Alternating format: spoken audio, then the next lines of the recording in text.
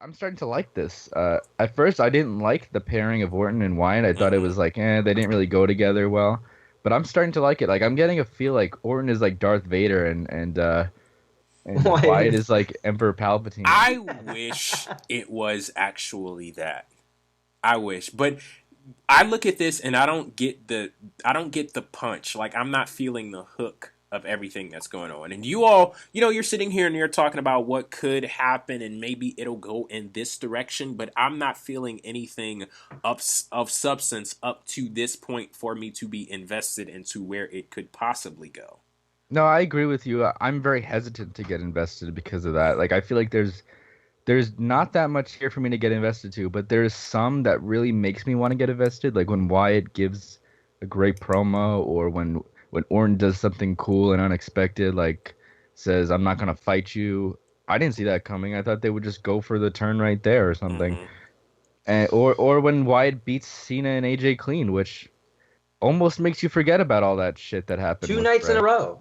2 nights in a row, I Yeah, might add. Bray Wyatt, the wrestler, he's been doing some damn good stuff. But my issue with the whole thing is the relationship between him and Randy Orton. And I talked about this last week. And maybe you could give me some insight into this, Steven, because I know you're a big kayfabe guy. Why is Randy Orton even aligned with Bray Wyatt?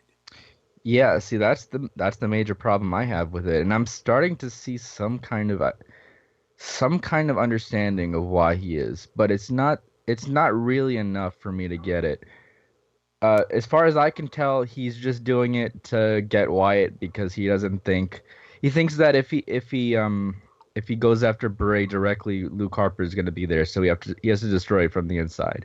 But really, that doesn't make much sense because he's gonna leave you alone eventually. He leaves everyone alone eventually. He doesn't go after Cena anymore, so you just have to beat him enough times and he'll leave you alone. But if they go the smart way, I could see some things here because Randy did give an interview. And I didn't really read or see this full interview. I just saw a snippet of it, which Hmm. intrigued me. And he said something like, "I want to be with the most dominant group." He said he acknowledges that Bray's group is the most dominant, which also doesn't make much sense because it's not really the most dominant. But It, I could see it from the perspective of it has the most potential, or he sees something in Bray that's very that's very dominant and that he could latch onto. Dalton, you were gonna say?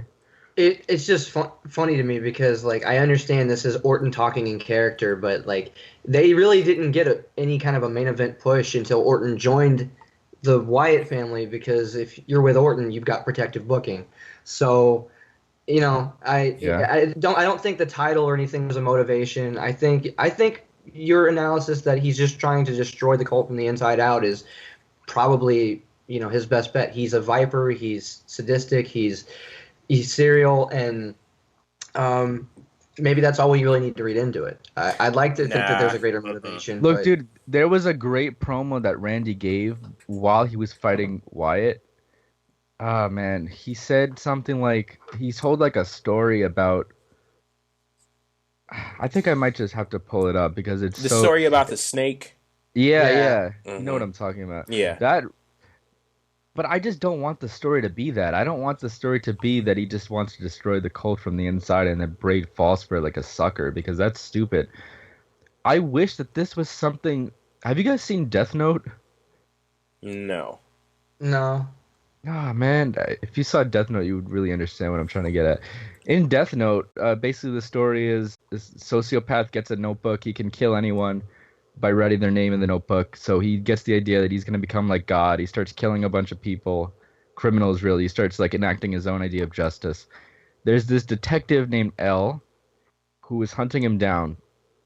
Now, Light, who's the sociopath, he knows that L is hunting him down, and L thinks that he knows who this guy is. So he's gonna infiltrate him directly by going up to him and saying, "I'm the guy who's looking after you. I think you're this sociopath."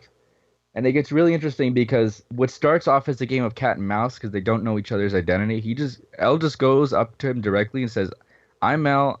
I think you're Kira, who is the guy who's doing all these murders. and I'm gonna find you out. And it becomes this psychological game where both of them are both of them kind of know what's going on. They both know that they're trying to get each other, but they have to put on this facade because if one of them slips up, either one of them could die or one of them could be caught, depending on who they are. You know, if it's L, Light's trying to kill L, and L's trying to lock up Light. So they know what's going on, but it's this constant back and forth of mental tennis, basically.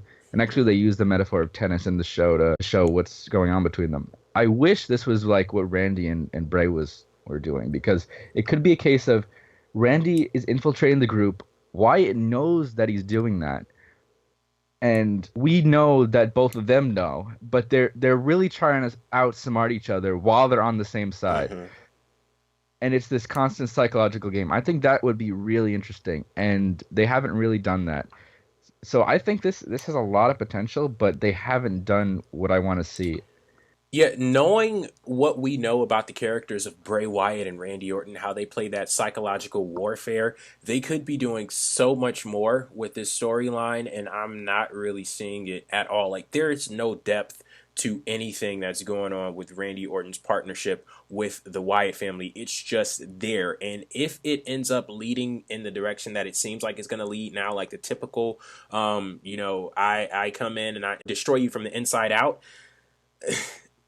it has so much more potential than that. Just look at all of the things that we've seen from the characters of Randy Orton and Bray Wyatt. And for Bray Wyatt to finally make it to the top tier in WWE, shit, he is a WWE champion right now.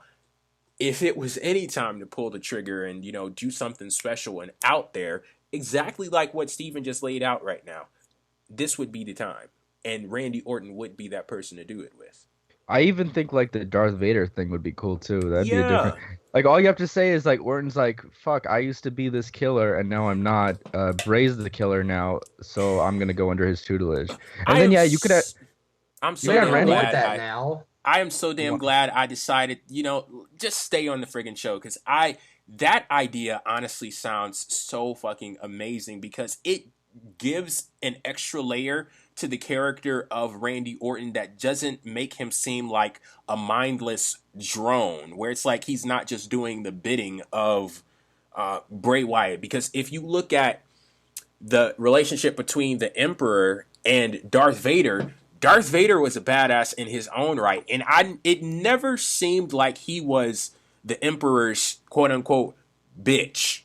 Like he was his own man and able to do damage on his own, but still it was understood who the patriarch was in that relationship. Man.